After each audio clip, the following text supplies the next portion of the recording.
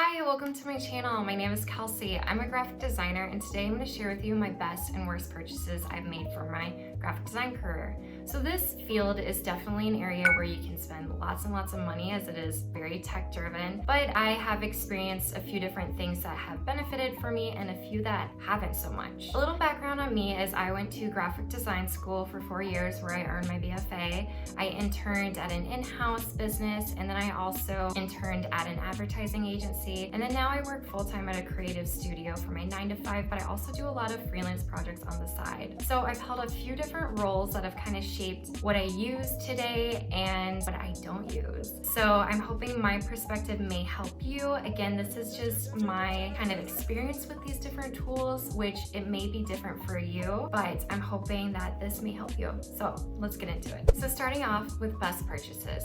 First, I have my iPad Pro. This has been wonderful for taking notes on, like I'm doing for this video, and then also for just doing different design exercises. It's great for illustrating, it's great for sketching, it's great for adding different elements to social posts. It's just been wonderful to use for my clients. Then I've also used it for personal uses besides design purposes. I also use it for doing a recipe while I'm cooking, or watching a video while I'm working, or watching a tutorial while I'm learning a new design skill. Honestly, my iPad I use pretty much every single day. I have the iPad Pro, it's the 2018 version, and I bought this from the certified refurbished Apple store, and so I got a great deal on it. I would recommend doing that, and it's just been wonderful.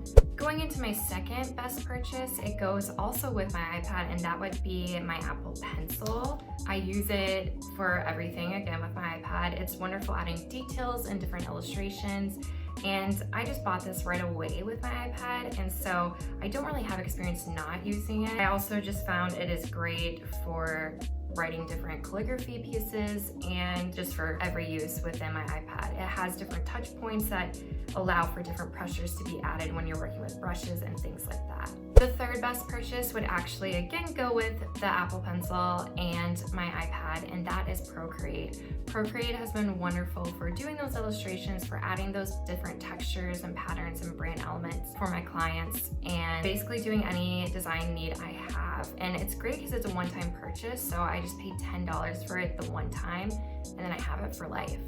Okay, then my fourth are my blue light glasses. This is really great for anyone in the tech world, basically actually any human, because we're all in technology so much. But honestly, I feel like these do make a difference as I am on screen all the time. These are really great. I just got mine from Target, which I would recommend that, or I know a lot of glasses places will also prescribe it if you have a glasses prescription. Next up, I just want to touch base on my Mac computer and my MacBook Pro laptop, which I have behind me. And both of these have just been really great. I love the iMac because it's a bigger screen, it has a larger RAM and processor, which has been wonderful. And then my MacBook Pro is just great for being portable. Again, having Apple products, they really just pair so well together. It's so nice to be able to use AirDrop. It's also just great if I'm on my phone and I can copy and paste something from computers, and they're just wonderful to be so compatible.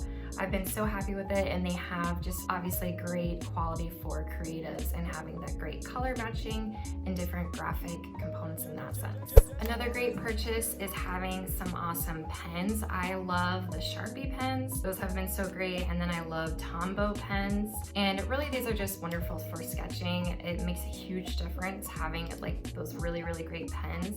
And then it's also great to have these ones that are so heavily blacked, so if you want to scan your sketches into your computer, it's easier to pick up and maybe create those different lines from if you're going to do image trace and things like that in Illustrator.